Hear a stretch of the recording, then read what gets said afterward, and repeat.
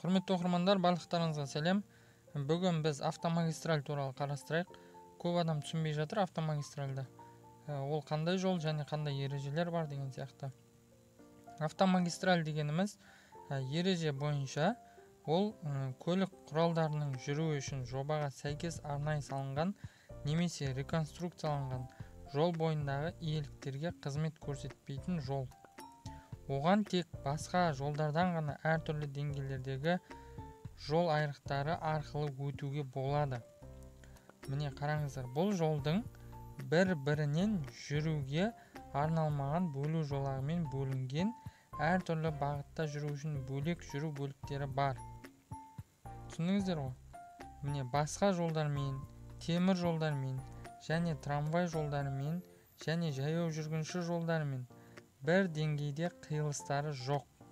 Міне осындай жол автомагистральдық жол. Ол жылдамдығы өте көп жол. Ол жерде скоростной жол, жылдамдығы өте жоғары болады. Ол жолмен жүріп келе жатқан көліктердің. Сол себепті автомагистральдарда жылдамдығы 30 км/сағаттан аспайтын көлік құралдары жүруге тыйым салынады. Естеріңізде сақтап алыңыздар, егер көліктің жылдамдығы 30 км/сағаттан аспайтын болса, онда автомагистральда жүруге тыйым салынады. Енді қараңыздар, және міне басқа жолдармен, темір жолдармен қиылыспайды, оны түсіндіңіздер. Және автомагистральға кіру кезінде 5/1 белгісімен және шығу кезінде 5/2 белгісімен белгіленеді. Міне бұл мына оң жақта тұрған белгі бізде автомагистраль деген белгі. Автомагистраль кірген кезде осы белгі тұрады.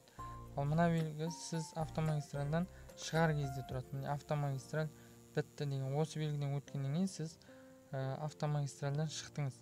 Мына белгіге өткеннен кейін сіз автомагистральға кірдіңіз. Яғни автомагистральда жүру ережесін сақтап жүруіңіз керек. Түсіндіңіз бе?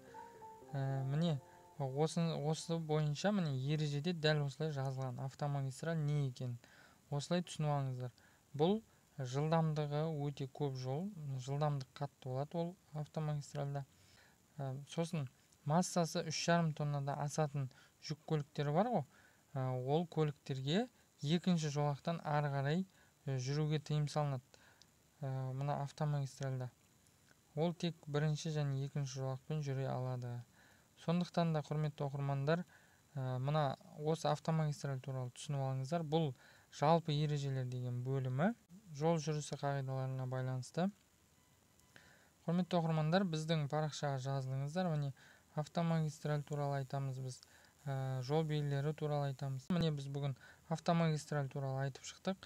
Біздің ПДД Қазақстан каналына жазылыңыздар. Өздеріңіздің комментарийлеріңізді қалдырып, каналға қолдау көрсетіп қойыңыздар.